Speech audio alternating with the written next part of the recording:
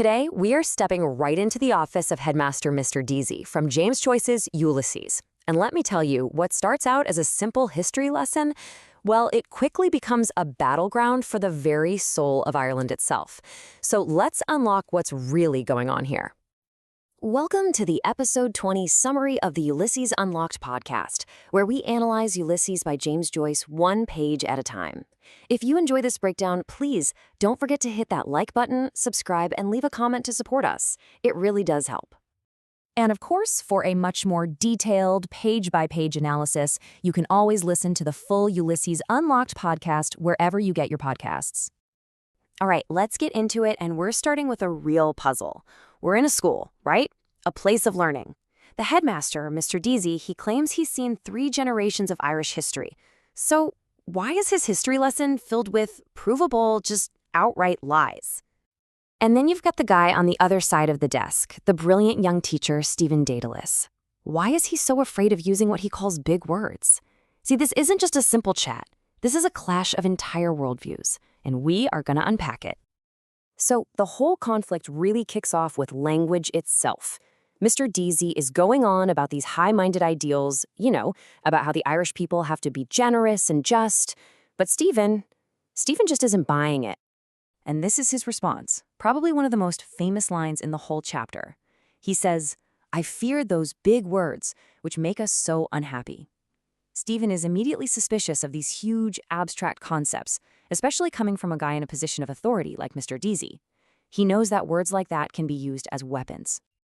And here's a cool bit of trivia. This line wasn't just made up for Stephen. A young James Joyce actually wrote this himself in a critique of some super patriotic poems. It just goes to show you Joyce's own deep skepticism for any kind of political drumbeating. Didn't matter if it was from the British establishment or from Irish nationalists. He totally understood how powerful words like justice could be twisted. So if Stephen doesn't trust Deasy's words, should we? I think it's time we do a little fact check on the headmaster's history lesson and see how well it actually holds up. First, just a little bit of context for you. The late 18th and 19th centuries were, to put it mildly, an incredibly turbulent time for Ireland. You've got the 1798 rebellion, and then, boom, the 1801 Act of Union dissolves the Irish Parliament. Then you have the absolute horror of the Great Famine, and later on, the Fenian Rising. This is the history that Deasy claims to be an expert on. Okay, so here is his first big claim. He tells Stephen that the Orange Lodges, these are staunchly Protestant, pro-British groups, were actually fighting to repeal the union with Britain long before the famous Catholic leader Daniel O'Connell ever was. And this is just a staggering lie. It's true, the Orange Lodges did briefly oppose the union before it passed, but they almost immediately became its most fanatical, die-hard supporters. So to say they championed repeal isn't just wrong, it's the complete opposite of the historical record. Deasy is either profoundly ignorant or, and this is more likely, he's twisting the truth on purpose. Then he makes it personal. He starts boasting that he's descended from Sir John Blackwood, this supposed hero who, according to Deasy, put on his boots to make the long ride to Dublin specifically to vote for the Act of Union. It's meant to be this story of proud, loyalist heritage. But, surprise, surprise, the history books tell a very different story. Joyce's own source for this little anecdote confirmed the truth. Sir John Blackwood actually died while putting on his boots to ride to Dublin to vote against the Union. Deasy has literally taken a story of Irish resistance and flipped it into a tale of British loyalty. So let's just be crystal clear about this. This isn't a case of a bad memory. Mr. Deasy is actively rewriting history. He is building a narrative, a myth that perfectly serves his pro-British, unionist worldview, and he's just erasing any inconvenient facts that get in his way. But this whole argument isn't just happening with words.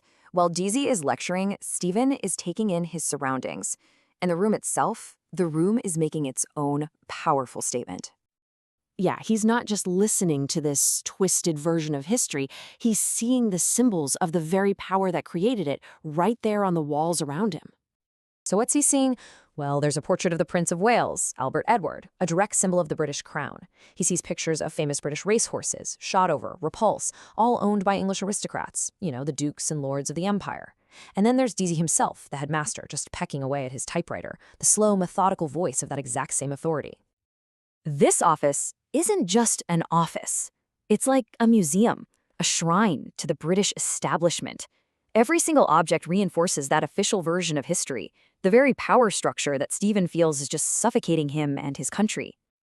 So, how does Stephen fight back against this overwhelming historical and physical pressure?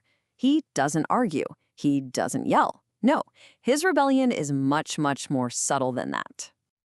While Deasy is spinning his heroic tale of Sir John Blackwood, this line from a song just pops into Stephen's head. La la lee, the ra, the rocky road to Dublin. It's his silent, internal comeback. So what is the rocky road to Dublin? Well, it's an old Irish folk song, and it doesn't tell the story of some nobleman on a grand mission. No, it's about a poor Irish migrant from the west of Ireland.